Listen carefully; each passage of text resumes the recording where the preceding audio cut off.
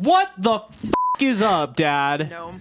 Too aggressive of an intro? Yeah. All Hello, everyone, Hi. and welcome to our channel. My name is Sam. My name is Ryan, and the best advice I've ever got is never let anybody censor you. Hey, so if you're new here, a lot of times we just like to sit down with you all and talk smart, share our life wisdom. Let's talk smart. That's how you know someone's smart if Yeah. they're wearing glasses. Ryan, you were listening to... Don't want to wear those. Ryan, you were listening to a podcast recently, and it inspired this video idea. So tell us a little bit about that. Yeah, shout out to We Can Do Hard Things, Glennon Doyle.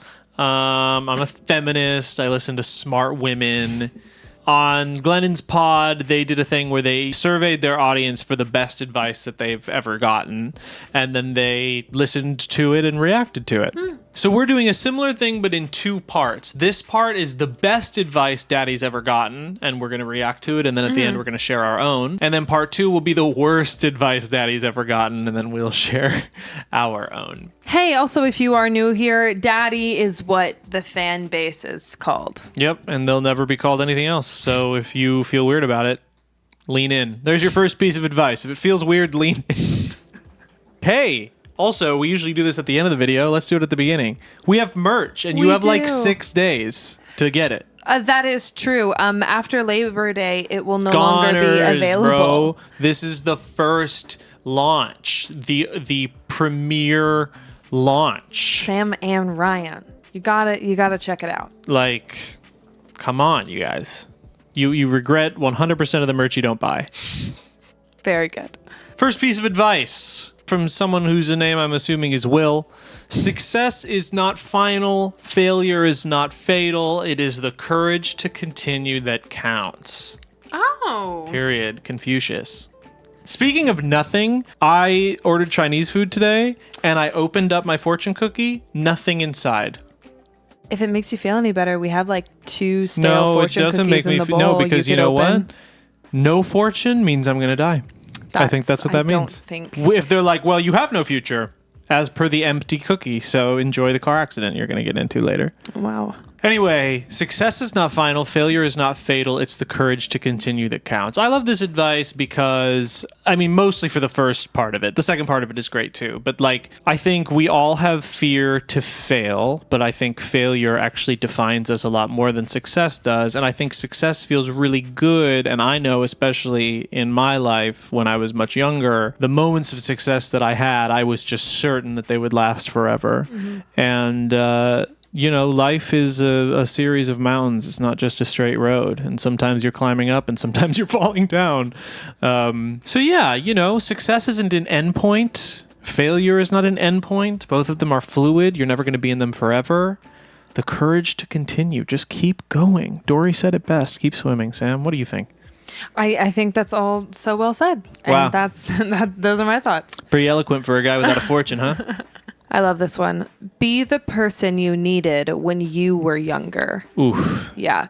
There's a lot of talk these days about healing your inner child. And I think a lot of that stems from nostalgia culture and realizing at the root of nostalgia culture is a desire to heal your inner child. And I think a beautiful way of doing that is exactly what the color gray says. You know, to aim to be the person that the child version of you needed. I think that's just such a beautiful sentiment. A lot of us, you know, go through hard things in our childhood and just kind of heal and in a way almost try and like move on from it. Mm-hmm. But we don't often revisit ourselves as children. Like, it's so important to find things in your life that speak to your inner child. But it's also such a lovely reflection point to try and be someone that younger you would have looked up to, would have admired, would have been able to depend on, like whatever it is. This was so moving to me because this honestly made me want to take this as a journaling prompt and really reflect on, okay, who did little Sam need? and write that out and see how many of those characteristics I can either find in myself or work on for myself. I heard once that we overestimate what we can do in 1 year, but underestimate what we can do in 5 or 10. And now I'm thinking about that, but in reverse. Like, we overestimate the importance of stuff that happened to us in the last 5 years, but underestimate the importance of stuff that happened to us 20 years ago, 15 years ago, 10 years ago. Like, you know, Freud said it, bro. All that stuff when we were little babies, like, that impacts you forever in ways that, like, it's hard to figure out. You have to, like, do that self-investigation. And, like, if you can figure it out, if you can figure out what you needed when you were little, when you treat yourself that way, it can be very healing. Love this one. We had a conversation about this before we filmed because we hate the saying forgive and forget. Sounds like exactly what your narcissistic partners or parents would want you to think. Or friends or anything. Like, continue. The advice is don't forgive and forget. Remember and recover. Forgive and forget to me has always felt so manipulative because it has been used to encourage this sense of like, oh, why do you keep holding me accountable to my past actions? Yes. And it's like, oh, because stop bringing it important. up. It's in the past. Yeah. Like, no. It's in the present. You always will have done that. Well, because even if that person has grown and changed, it still affected you the way it affected you. That can never change. Yeah. And so, like, I always just take it as, like, when people, you know, reveal pieces of themselves to you, that's information for you to have. You don't have to hold it against them. Right. I don't believe in holding grudges. Ooh, did one of our lights go out? Light just went out. Darn. How do we Dang. look? Yes, we're still okay. You know, a little darker. Yeah, but it's okay. But it sets the mood, This is the vibe now. Yeah. It's not about holding it against them. It's information that you now have to inform your relationship and your actions with them. So that's why I love remember and recover, because you're still keeping it on your heart and you're taking care of yourself. Yeah. It's not about holding a grudge, but it's not just about haphazardly pretending that things didn't hurt you or cause you damage. And frankly, if you remember what someone did to you and they change and don't do it again, that's actually really good for your relationship. Remembering what they were capable of and seeing the new version of them, that's actually very good, rather than just like, oh, I forgot that it happened. Haha, like living in ignorance is stupid. Okay, great. Let's move on. Don't take criticism from someone you wouldn't take advice from. I struggle with people's opinions of me, perceptions of me. He said, she said, whatever. I struggle. Yeah. And this piece of advice is so impactful because it informs my own thought process about who I don't even need to listen to. Like, I care about how my friends and loved ones perceive me because I care about my relationship with them. And those are people I would take advice from. You know, I want to maintain that relationship in a positive way that benefits everyone.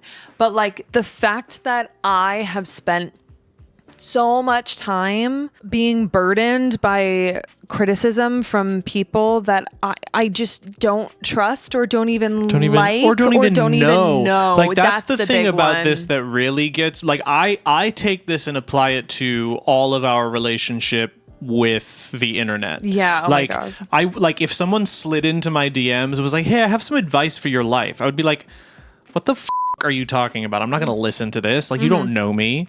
But if someone slides into my DMs and is like, your outfit is ugly, or I hated your performance in this, I'm like, oh gosh, did they? Like, geez, I should really think about that. Like, my like visceral negative reaction towards a stranger telling me their advice is the exact same visceral rejection that I should have to a stranger offering me their opinion. Criticism, opinion, what have you. Like, I don't know you, you don't know me. You have to earn my respect before I accept your opinion, whether it's a good thing or a bad thing. Bars. Elle came in with a simple one, but a great one. Nothing changes if nothing changes. I love this. The rest of your life starts one step past your comfort zone. And if you can just change even the smallest things, to bring about change in your life, you will see it happen so much faster. But I think so many of us, I am guilty of this, sit on our hands and live the exact same life that we've been living for a very long time and say, why isn't anything changing? Because you aren't changing anything. Change is the result of change. I love it because it sounds so simple, but the thing that I love most about this is it puts the control in your hand. Like so many of us have felt powerless about a situation we might be in, just our lives in general, whatever it may be. And yeah, like I've been in so many seasons where I've just asked for things to change and be like, hey, like it'd be great if this happened, or it'd be great if this happened. And when you just break that down into what the steps are of that and ask yourself, like, well, have you done any of the things to make that happen? No? Well, Maybe then you should. that's likely not going to happen. So if you have a goal, if you have a vision of your life that you just really, really want, think about this prompt. Is there anything that you can change? Is there a minute step you can take? Because that gets you one step closer, and I think that's really important. Well, and by the way, like, we're not sitting here saying, like, if you want to become a movie star and you write out your 10-step plan and then you do all 10 steps, you're going to be a movie star. No. Like, absolutely not. It doesn't work that way. But if you do those 10 things, your life will be different on the other side. Yes. And you have no idea what positive changes will come from taking those steps. It's not about getting what you want. It's about experiencing new things and enriching your life with new vantage points. And I think that's what this is all about. Nothing changes if nothing changes. It's not a guarantee that you'll get what you want, but it's a guarantee that things will change. And our brains are programmed to love stagnation and comfort. But our hearts, our souls, our humanity hungers for adventure and change and excitement and even being nervous, that adrenaline rush of doing something new. So go out there, do it. Nothing changes if nothing changes, period. Great advice. I feel like this is so fitting to follow that last one. If you're scared to do something, do it scared. This is, I think, famous, like Will Smith advice. It's such good advice. Because I genuinely believe, like, you're never going to be ready to do something. You're never going to be ever. ready to do most things. If you feel ready to do something, it's probably something easy. And if it's something easy, it's not going to pay off much. Yeah, like you have to learn the experience of doing things scared, nervous, whatever. I literally just had an experience of having a conversation that for a lot of people is always tricky. It's always nerve-wracking. Like you always go into it wanting a certain outcome, and I knew that I had already put it off for like 2 days, and I had this moment of like, okay, Samantha, you're always going to be nervous to do this. So like, just send the message, make it happen. You have to do this. Like it, and then like that piece of me took over before my nerves could stop me, and it was already done. It's just, you have to force yourself to do it scared. And thankfully, I think more often than not, you'll come out the other side of it being like, I'm so glad I did that. You'll learn something, even if it doesn't go the way that you wanted it to. This is just such great life advice. Yeah, things that are easy feel good.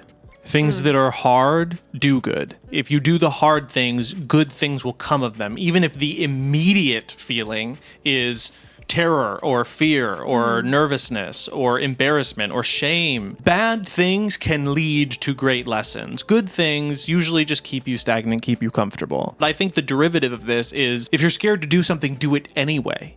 Yes. Like, if you're scared to do something you want, you should. Yes. Those were our favorite fan-submitted pieces of advice. We're going to end the video now with the best advice we ever heard. Do you want to go first, or shall I? I'm going to let you go first, because I have a few tossing around in my brain. Okay, I have two. I'll be very quick about it. My dad was a high school principal, and on the morning announcements, every single time that he did them, he would end it by saying, make it a good day or not. The choice is yours.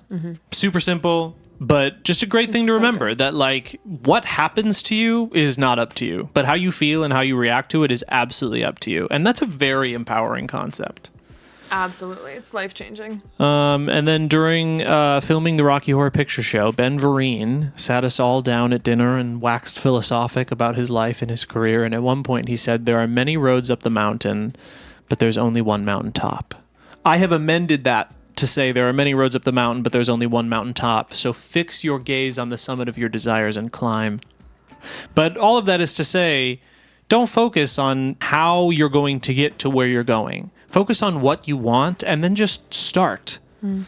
Nothing changes if nothing changes. You have to walk. And the hardest part of climbing a mountain is climbing it. But if you go any way up, you're making progress towards where you're trying to go. And burdening ourselves with, as Mike Dooley would call them, the cursed hows. How do I do this? How do I do this? How do I do this? How do I do this? Instead of just deciding what you want to do and then orienting your entire life around that, no matter what you have to do, gets you there.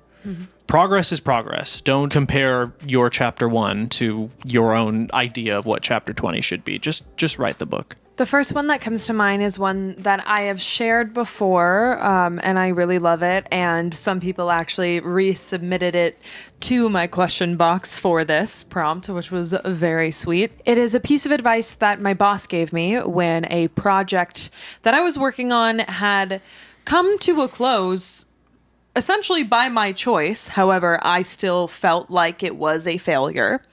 Totally trendy. Miss you. Miss you, girl.